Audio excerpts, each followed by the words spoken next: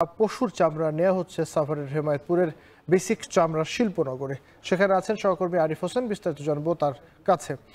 আরিফ, সাভারের চামড়া সংগ্রহ লক্ষ্যমাত্রা কতটা পূরণ হবে, ব্যবসায়ীরা কি বলছেন, বিস্তারিত জানাবেন।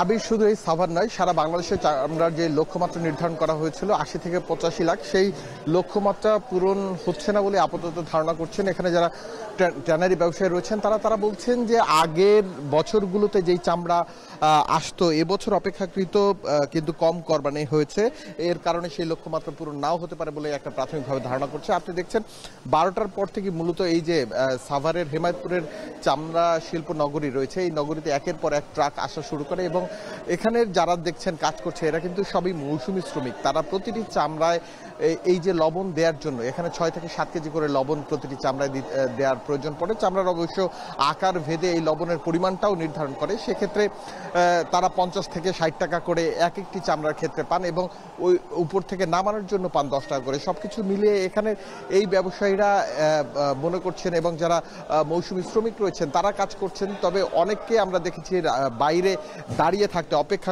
অপেক্ষারত অবস্থায় চামড়ার ট্রাকের জন্য। তবে যেই আশানুরূপ ট্রাক এখন পর্যন্ত ঢোকার কথা এই সাভারের শিল্পনগরীতে, সেই পরিমাণ ট্রাক কিন্তু এখন পর্যন্ত এখানে আসেনি। তবে ব্যবসায়ীরা আশা করছেন তারা যেই পরিমাণ নির্ধারণ করেছেন তার কাছাকাছি একটি অবস্থান দাঁড়াবে। তবে সবকিছু মিলিয়ে মৌসুমী যারা ব্যবসায়ী রয়েছেন তারা কিছুটা বিপাকে, অনেকেই 7 থেকে 800 টাকায় চামড়া কিনে তারা ধারণা করেছিলেন সরকার নির্ধারিত মূল্যে তারা চামড়া বিক্রি করতে পারবেন, কিন্তু সেই পরিস্থিতি কিন্তু এখানে নেই। সরকার নির্ধারিত মূল্যে তারা চামড়া বিক্রি করতে পারছেন না। এর পেছনে যারা ট্যানারি মালিক রয়েছেন তারা বলছেন যদি তাদের এক্সপোর্ট করতে হয় তাদের চাইনিজ ব্যবসায়ীদের কাছে চামড়া বিক্রি করতে হবে, কারণ LWG যেই সার্টিফিকেটটা দরকার সেই সার্টিফিকেট বাংলাদেশের অধিকাংশ ট্যানারি মালিক অ্যাসোসিয়েশনের নেই। এর কারণে তারা কম দামে অনেকটা বাধ্য হয়ে সিন্ডিকেটের মধ্যে আবদ্ধ হয়ে তারা কিন্তু চাইনিজদের কাছে চামড়া বিক্রি করছেন।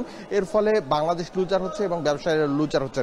আপনি নিশ্চয়ই জানেন 241 বিলিয়ন মার্কিন ডলার চামড়ার যে বাজার, সেই বাজারে মাত্র 3% বাজার আমরা ধরে রাখতে পেরেছি, কারণ 3% বাংলাদেশ থেকে এক্সপোর্ট হয়। এই LWG সার্টিফিকেট যদি প্রতিষ্ঠানগুলো হয় সেক্ষেত্রে বাংলাদেশের চামড়ার বাজার এবং সামনে যাবে এবং আমাদের রপ্তানিও অনেক ক্ষেত্রে বাড়বে।